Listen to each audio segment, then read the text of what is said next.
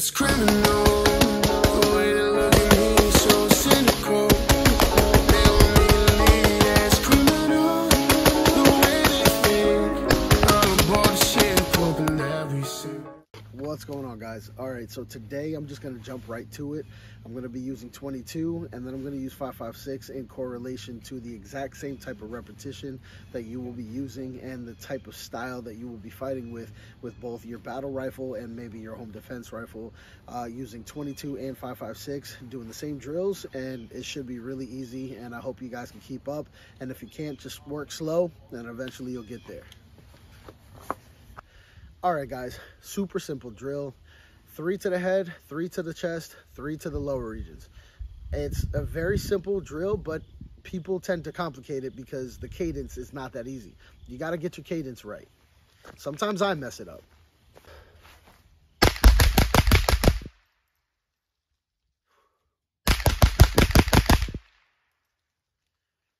All right, so super simple. And then I will take a 5.56 and do the exact same thing, and you'll notice that it's really not that big of a difference.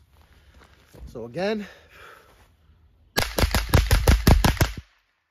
you gotta find that cadence. If it doesn't sound like this, you're doing something wrong. And a real easy thing to do is count them in your head. 1, 2, 3, 1, 2, 3, 1, 2, 3. And once you do that, things will start to click real fast.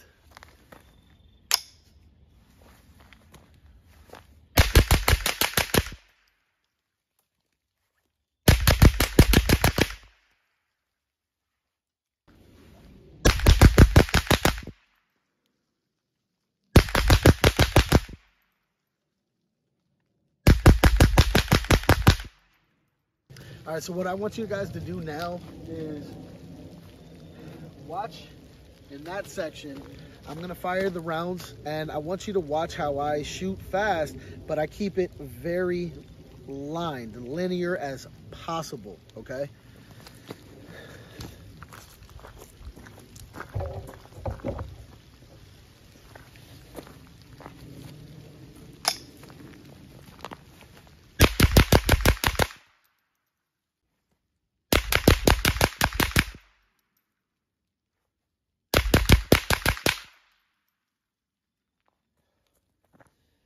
All right, let's take a look.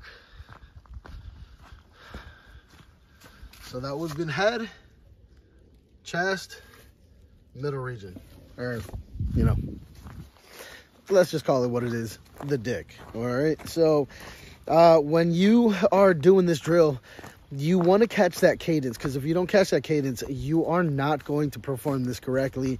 You're going to get frustrated, and you know what? Listen, it is what it is. It takes time to do it, but it's worth doing, because this drill, when you relate to 5.56 with this drill, you're going to understand why. So now I'm going to do the 5.56, and you'll see the differences between the 22 and the 5.56. I'm also using a smaller and shorter barrel, so it's a lot more hard hitting. So there is no excuse when you have a 10-inch barrel or a 16-inch barrel. Your cadence should be very fast. If mine is fast, yours should be fast. All right, so now this is using a 5.56.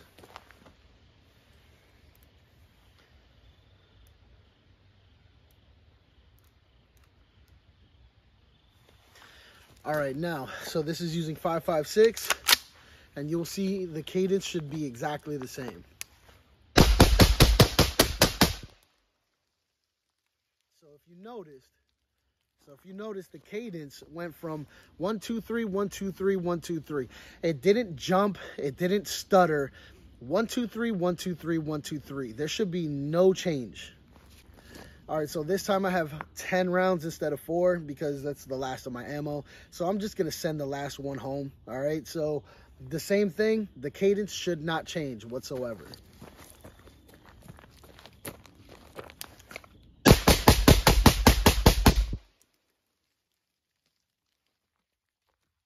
All right, so again, cadence didn't change even when I added that 4th round.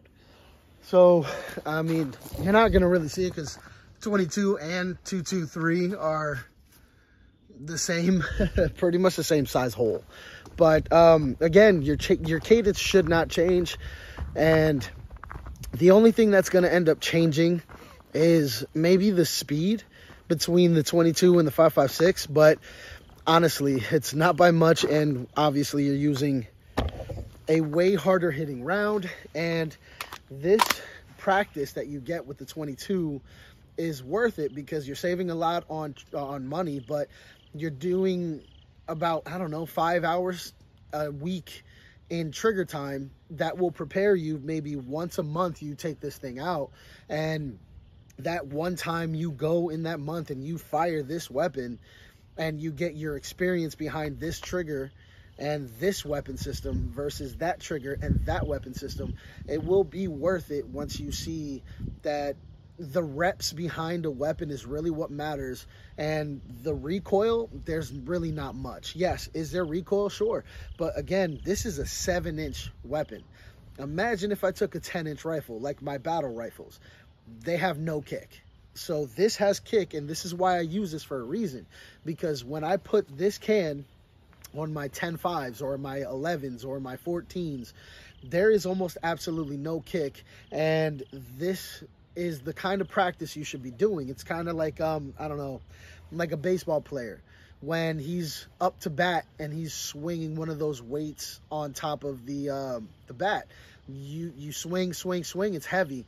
The moment you take those weights off, you send it. So it's the same principles. All right, guys, so rules are I got to cut out at sundown, and it's getting to the point where it's about to be. So I'm out of here. I had a really good time. I'm going to start doing more of my drills again now that my 22s are fixed. And now I'm excited to get back into my normal routine of constant, you know, content coming out without fail. So I have some stuff lined up, but this gives me a little bit of wiggle room to now do my normal shooting as well as post stuff when I'm doing things out and about with the family. Anyway, guys, like I say all the time, get out there and train. Love you. Be safe. Peace. It's criminal, the way they look at me, so cynical. They want me to leave, it's criminal, the way they think. All aboard the ship, hoping that we sink. It's criminal.